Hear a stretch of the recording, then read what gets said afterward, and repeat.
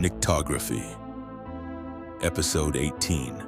The Cost of Making It. The real labor fight behind Rockstar Games. On January 7, 2010, an anonymous post appeared on the game industry site Gamasutra. It was signed simply, "Determined Devoted Wives of Rockstar San Diego Employees." The letter described mandatory 6-day work weeks, 12-hour days stretching on for months, and what the authors called a culture of dishonesty from management. All while their husbands worked to finish a game called Red Dead Redemption.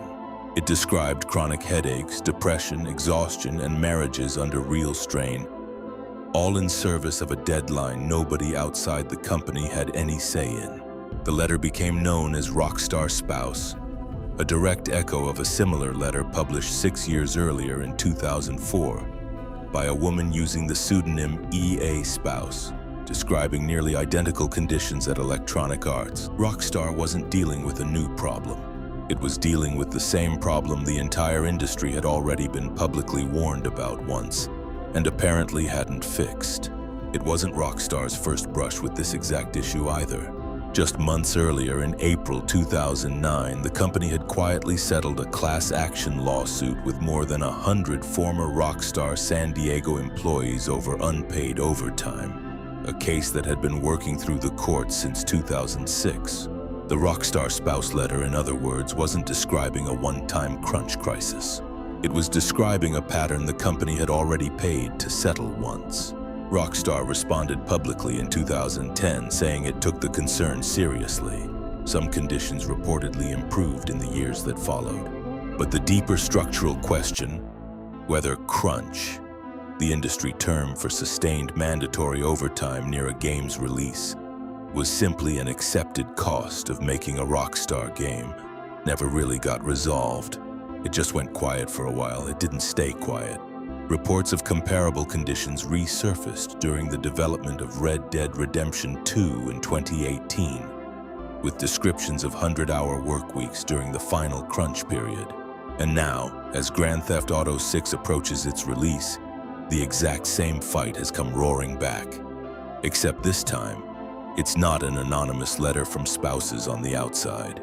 It's the workers themselves organizing directly. Starting in early to mid-2025, Rockstar employees in the UK began quietly organizing with the Independent Workers' Union of Great Britain, the IWGB, using a private channel to build support without tipping off management before they'd reached the threshold required under UK law to formally request union recognition. 10% of the relevant workforce. On October 30th, 2025, Rockstar fired 34 employees across its UK and Canadian studios. The company's stated reason was gross misconduct, specifically sharing confidential information in what it described as a public forum in the wake of the earlier GTA 6 leak that had already cost the company millions. The IWGB told a very different story.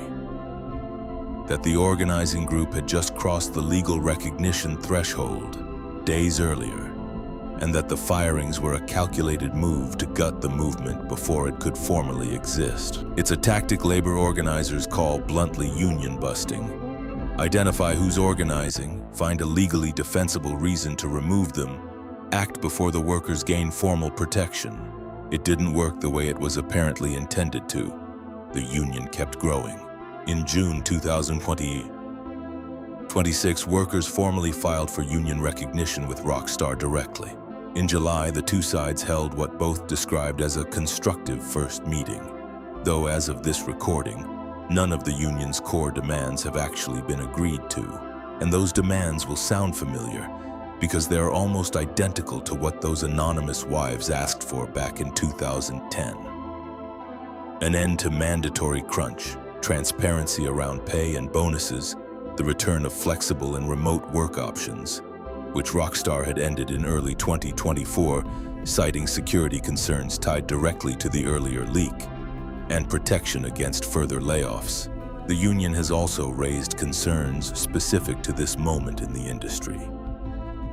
protection against job displacement from AI tools, and a formal, enforceable process to prevent the kind of crunch periods that have defined nearly every major Rockstar release for almost 2 decades.